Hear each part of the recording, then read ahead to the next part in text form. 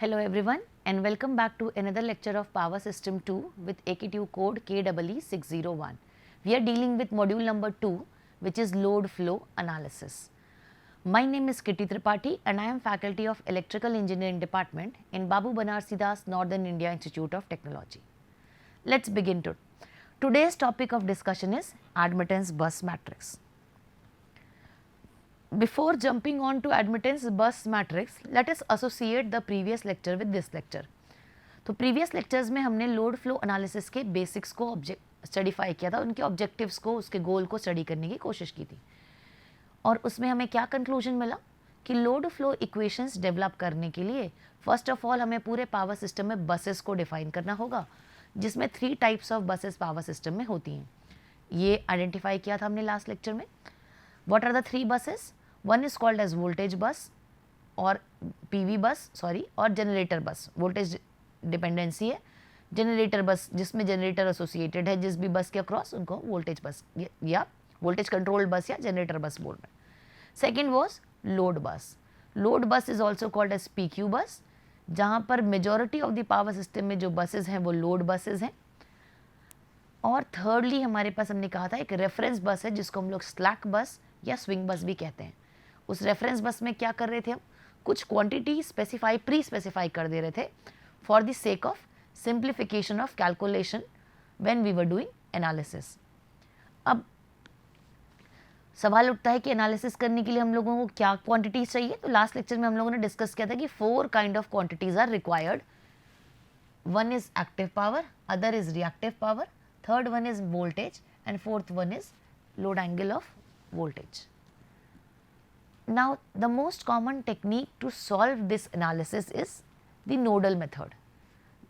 We can easily simplify and solve it through nodal analysis. ठीक है. अब जब भी हम इन क्वांटिटीज को डिटरमाइन करते हैं, प्रीवियस लेक्चर में हमने देखा था एक टर्म मारा था YIJ in the expression of current, in the expression of power, reactive power, active power, everywhere. That means admittance. तो सबसे पहला टास्क तो हमारा हो जाता है कि इंटरकनेक्शन में एडमिटेंस की वैल्यू निकालें और एक मैट्रिक्स के फॉर्म में उसको रिप्रेजेंट कर पाएं for the sake of easy calculations. ठीक है. Why impedance, why not impedance, why admittance, will come up to that later, a bit later. उससे पहले ज़रा इस एग्जाम्पल को देखने की कोशिश करते हैं.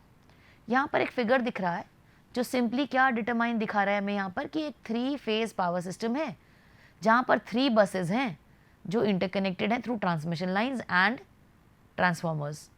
There are 2 generators which are connected from bus 1 and 1 generator and 1 motor is connected at bus 1 and bus 3. ठीक है. And load is connected at bus number 2.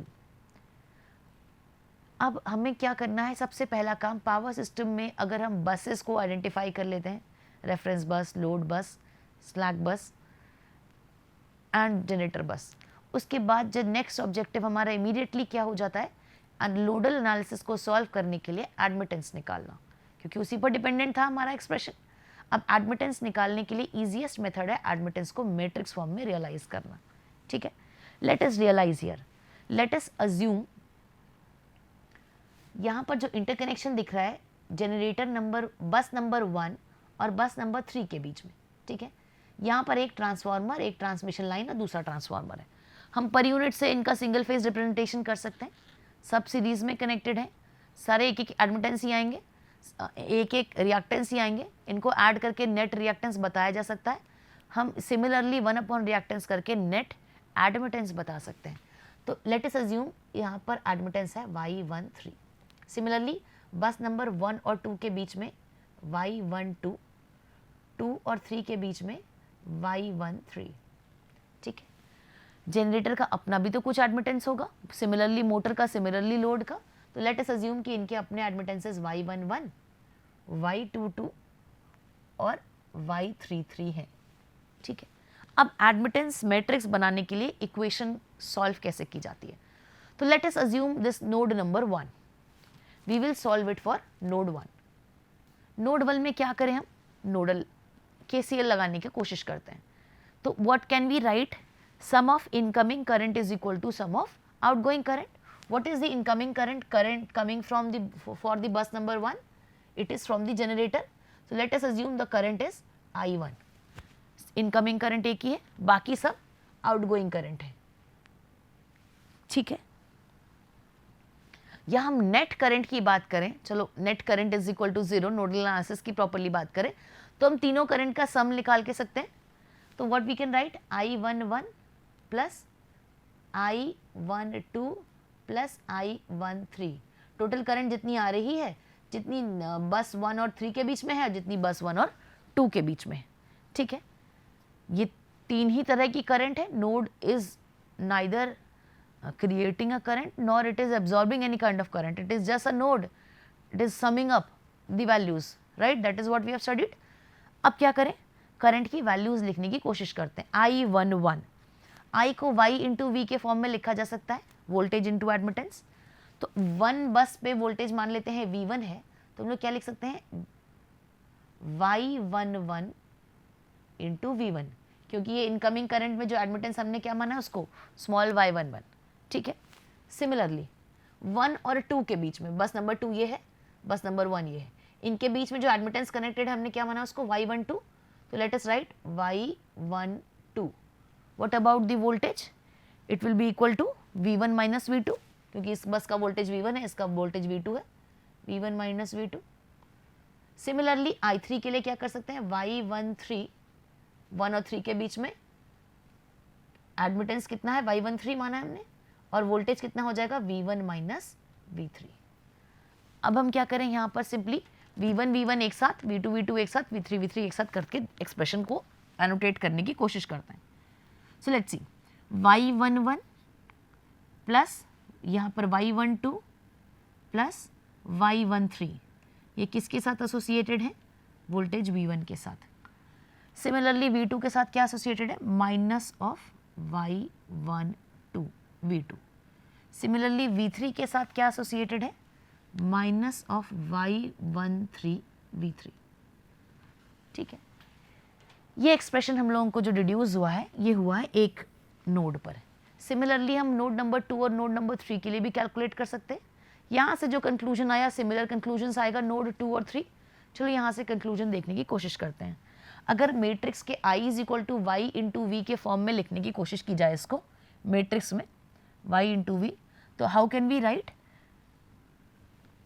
ये हो जाएगा आपका y11 v1, ये पूरा टर्म हो जाएगा y12 और ये पूरा टर्म हो जाएगा y13। क्या कंक्लूजन मिला हमको, y11 की वैल्यू कितनी है, small y1 11 plus y12 plus y13। Matrix के y12 की वैल्यू कितनी हो जा रही है, माइनस टाइम्स y12, और मैट्रिक्स में y13 की वैल्यू कितनी हो जा रही है, माइनस ऑफ y13। सिमिलरली हम दोनों नोड्स के लिए और करें तो हमें करंट की वैल्यू मिल जाएगी I1 I2 I3 is equal to, यहाँ पे वोल्टेज पता है हमको V1 V2 V3। पहले के लिए क्या आया देखो, कैपिटल Y11, दूसरे के लिए Y12, तीसरे के लिए Y13, similarly Y21 Y22 Y23 and Y31 Y32 and Y33। देखो ये पिछले लेक्चर में भी वी हैव डिस्कस्ड कि ये एडमिटेंस मैट्रिक्स उतने क्रॉस उतने की आती है जितने क्रॉस जितने का बस होता है, n क्रॉस n, 3 बसेज हैं तो 3 क्रॉस 3 की एडमिटेंस मैट्रिक्स आ गई। यहाँ से हमें एक इम्पॉर्टेंट ऑब्जर्वेशन मिला, क्या मिला कि जो डायगोनल एलिमेंट्स हैं उनमें हम क्या कर रहे हैं, डायगोनल एलिमेंट्स जैसे y11 y22 y33, जितने भी एडमिटेंसेस उस नोड पे कनेक्टेड हैं उन सब का सम हो जा रहा है। जो ऑफ डायगोनल एलिमेंट्स है उनके साथ क्या हो रहा है, see here, minus of y12 minus of y13, तो जो भी दो नोड्स के बीच में एसोसिएटेड एडमिटेंस है उसका नेगेटिव हमारा एडमिटेंस बन रहा है from the matrix for the of diagonal elements. तो इस हेल्प से हम क्या कर सकते हैं, एवरी इंस्टेंट पर हम every point we can determine the value of admittance. It is very important because determining this value will lead us to somehow the solution, because at every point we have to use the values of admittance here. Now the question arises, why admittance? Why are we focusing on admittance? It is because the matrix which we have obtained here, first of all, it is a sparse matrix. What is the sparse matrix? It has large number of non-zero elements. Why will it happen? Because एक small interconnection बना हुआ है इस power system में. इस small interconnection के लिए तो हमें कोई issue नहीं होने वाला है. Imagine the real world situation where we have 100 number of buses, 100 cross 100. ठीक है, अब अगर 100 cross 100 number of buses elements निकालने हैं, उसमें बहुत सारे एलिमेंट हमारे ज़ीरो हो जाएं तो हमारे लिए ईजी नहीं हो जाएगा. और बहुत सारे एलिमेंट क्यों ज़ीरो हो जाएं? क्योंकि वो हंड्रेड्स ऑफ एलिमेंट हैं, वो सारे एक दूसरे से कनेक्टेड हैं. ऐसा तो नहीं हो रहा है, कंप्लीटली कनेक्टेड तो नहीं होते पावर सिस्टम्स. तो बहुत सारे एलिमेंट्स जो हैं वो ज़ीरो हो जाएंगे. ठीक है, दूसरा बेटर चीज़, इससे क्या फ़ायदा हो रहा है ज़ीरो हो रहा है तो? हमारा कैलकुलेशन टाइम स्पीड अप हो रहा है. सेकेंड, स्टोरेज स्पेस कम लेगा. ये जब भी हम इसे स्टोर करेंगे in a computer program, it will take less storage space. Now you will say, why computer program? We will not be calculating 100 across 100 elements manually these days. So algorithms are generated for these and we solve using algorithms. तो उन algorithms को use कर कर हम calculation करते हैं. तो storage का space हमारे पास limitations है, उनको हम reduce कर पाएँ तो हमारा phenomena क्या हो जाएगा? Algorithm fast हो जाएगा running में. So it will become a very fast system. अब क्यों रिड्यूस हो रहा है स्टोरेज स्पेस? क्योंकि दो रीज़न है इसके. रीज़न नंबर 1, बहुत सारे एलिमेंट्स ज़ीरो हो जाएंगे. रीज़न नंबर 2, हम इसको ट्रायंगुलर मैट्रिक्स के फॉर्म में सेव कर सकते हैं, आइदर अपर ट्रायंगुलर और lower triangular. How do we do that? See, this is the diagonal one, this is called as upper triangular portion and this is called as lower triangular portion. Diagonal element के upper और lower triangle में देखेंगे हम लोग तो सारी value same ही है. सी, y12 and y21, 1 और 2 के बीच का एडमिटेंस या 2 और 1 के बीच का एडमिटेंस. एडमिटेंस तो उतना ही लगा है, बदल थोड़ी ना रहा है. That means y12 is equal to y21. Similarly y13 is equal to y31. See here, y12 y31, similarly y23 y32. तो ये क्या हो रहा है? एक ही ट्रायंगुलर मैट्रिक्स में हम एक अपर या लोअर ट्रायंगल का ही वैल्यू सेव कर दें तो और स्टोरेज स्पेस कम हो जाएगा, क्योंकि बचा हुआ तो उसका माइनस में सेम ही वैल्यू है, चाहे y12 बोलें या y21 बोलें. एडमिटेंस तो 1 और 2 के बीच में उतना ही लगा है ना. तो स्टोरेज हम 2 बार थोड़ी ना सेव करेंगे. What we will do is we will save it only once. So क्या हो गया हमारे पास? स्टोरेज स्पेस और रिड्यूस हो गया. तो इससे क्या हो रहा है? कंप्यूटेशन की स्पीड और फास्ट हो जाती है. This is not the case when we use Z bus, and that is why we prefer admittance for the entire calculation. Otherwise you must be wondering na, for the entire calculation and analysis from network to signal and system, we have always used impedance for the calculation for the sake of easy calculation. Even in per unit we were determining impedance, and all of a sudden I am saying we have to do admittance for calculation. So this is the reason, because it is a sparse matrix and it's have less storage space, it uses less storage space, because zero की values को save ही नहीं करेंगे, वो by default zero हो गए. Save में भी एक या तो अपर या लोअर ट्रायंगुलर मैट्रिक्स सेव करेंगे apart from the diagonal element. So it spaces reduces the storage space and thus will increase the computation time, reduce the computation time. In short amount of time we will be able to determine. So let us conclude how do we determine the bus admittance matrix, so that we can quickly jump on to some numericals. Now what do we say? Bus admittance matrix is a model of passive portions of power networks, because it is admittance and they are passive elements, we are only utilizing the value of passive elements. That is why we are saying it as a model of passive portions. Again, why do we need it? Because we require the value of elements of Y bus matrix at various instances for solving load flow solution, which we have seen in the previous lecture. ठीक है. How we can write the main diagonal element? Main diagonal element can be written as summation of all the admittance connected to it, and when we separate the value of admittance, what is y, we can write it as 1 upon r plus 1 upon x ka j. 1 upon r is commonly written as g, and it can be written as B. तो it is written as G plus JB. So main diagonal elements को हम summation of G plus JB के form में लिख सकते हैं, जहाँ पर B क्या है, B is the half line shirt admittance and what is it associated with the series admittance. ठीक है. सो ऑफ, अब बच गई बात ऑफ डायगनल एलिमेंट की.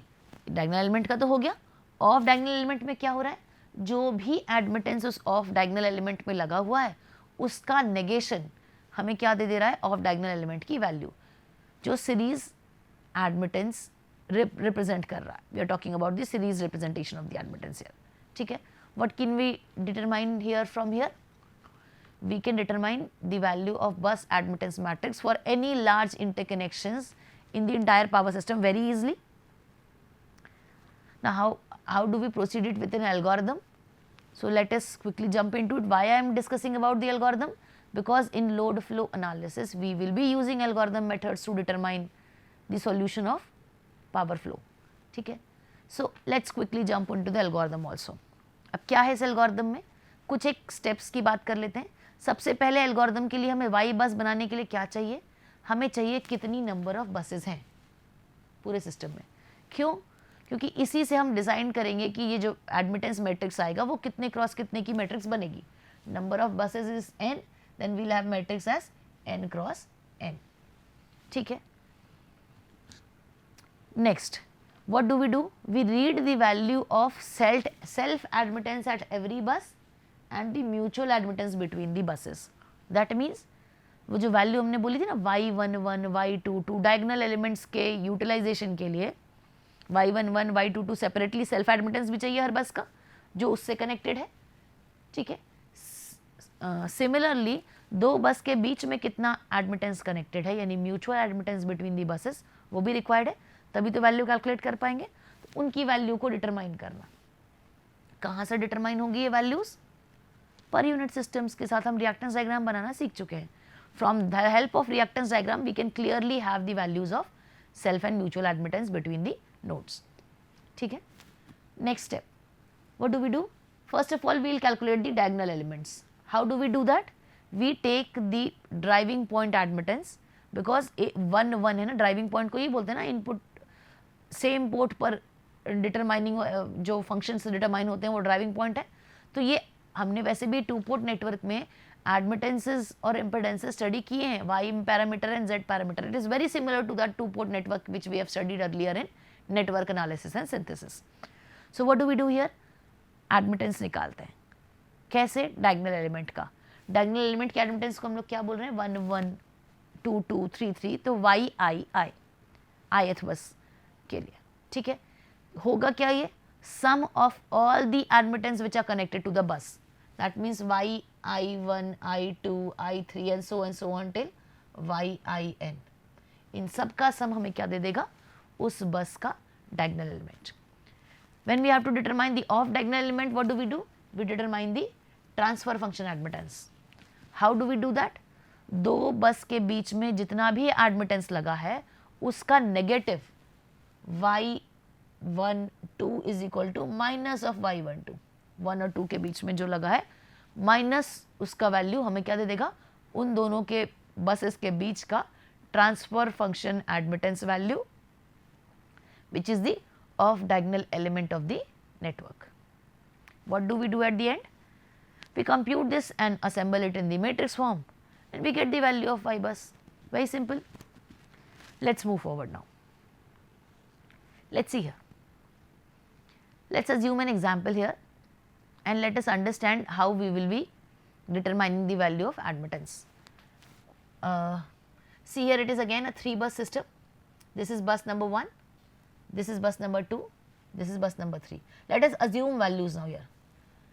Let us assume that it has admittance y11, self admittance, yeah, it has y22, it has y33. Now move on to interconnections. 1 और 2 के बीच में जो एडमिटेंस या ट्रांसमिशन लाइन जो लगी हुई है उसका एडमिटेंस हम लोग मान लेते हैं y12. ठीक है. 1 और 3 के बीच में जो लगा है उसको मान लेते हैं y13 और 2 और 3 के बीच में जो लगा है उसको मान लेते हैं y23.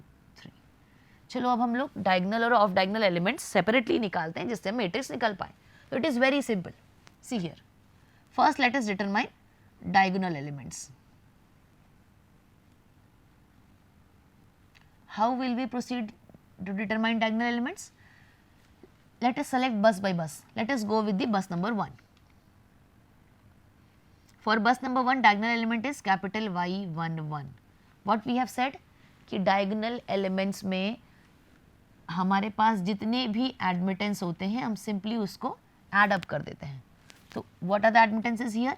Y11 plus Y12 plus Y13. Simple. For bus number 2, the diagonal element will be Y22. इसके लिए क्या हो रहा है? स्मॉल y22 इसका सेल्फ एडमिटेंस और फिर म्यूचुअल देते हैं तो y21 प्लस y23. बस नंबर 3 के लिए करें सेम काम. y33 is equal to y33 self admittance plus y31 plus y32. ठीक है. अब आते हैं ऑफ डायगोनल एलिमेंट्स पर.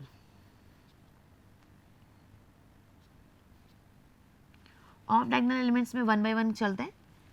Elements 1 bye 1. y12 देखते हैं.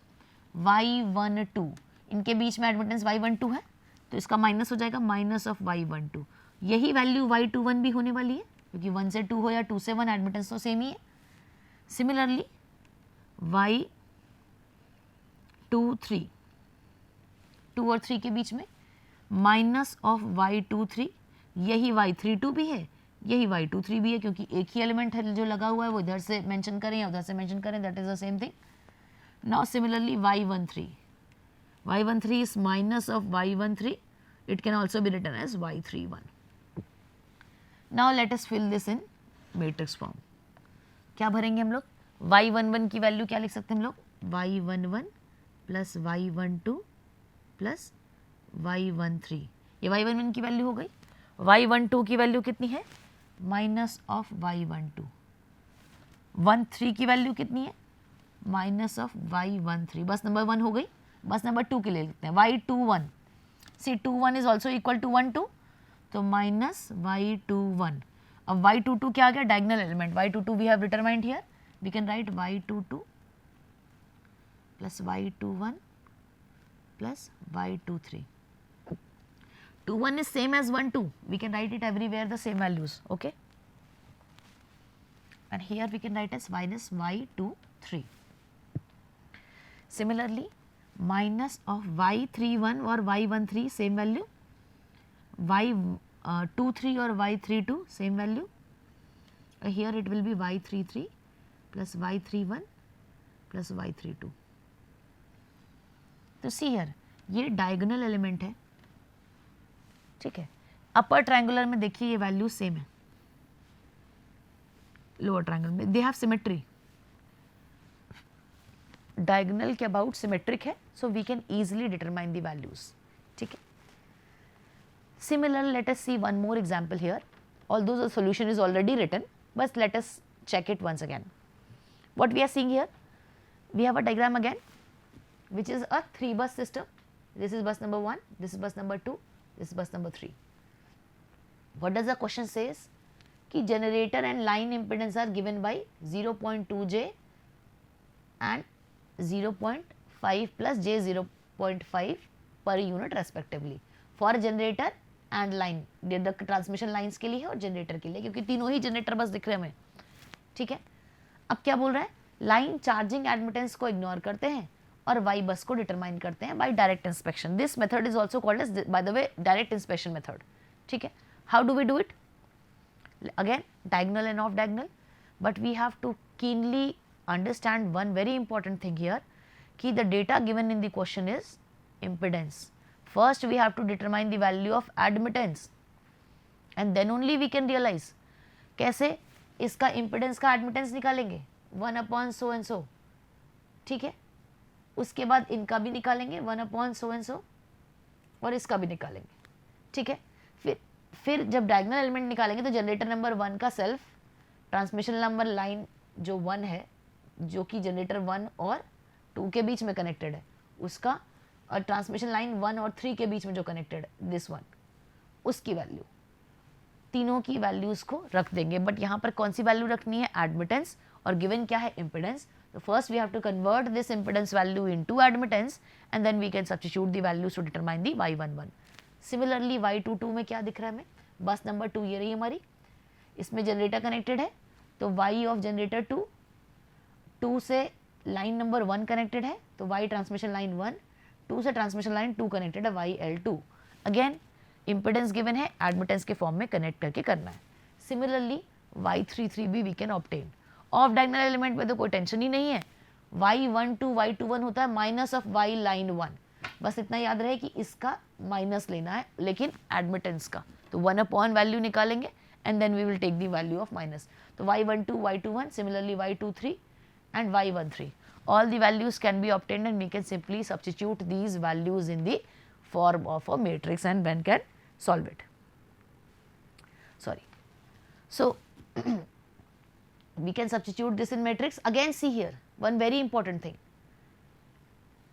The diagonal elements are having some values, although it is similar here. Because of the data it is having same value because we have done the same value. See यहाँ पर upper triangular यहाँ भी match हो रहा है. y12 is equal to y21, y23 is equal to y32. तो यहाँ computation के मेथड्स के समय जब हम कैलकुलेशन यूज़ करते हैं, एल्गोरिदम्स डिज़ाइन करते हैं, तो स्टोरेज स्पेस ये मिनिमाइज कर देता है. It is a efficient method by determining admittance matrix and solving node equations for a load flow solution rather than going with the Z impedance. But we should also be aware how to determine the value of Z admittance, Z bus also. That we will be discussing in the upcoming lectures. That's it for this lecture. I hope you must have understood the significance of bus admittance matrix in the load flow studies. Thank you.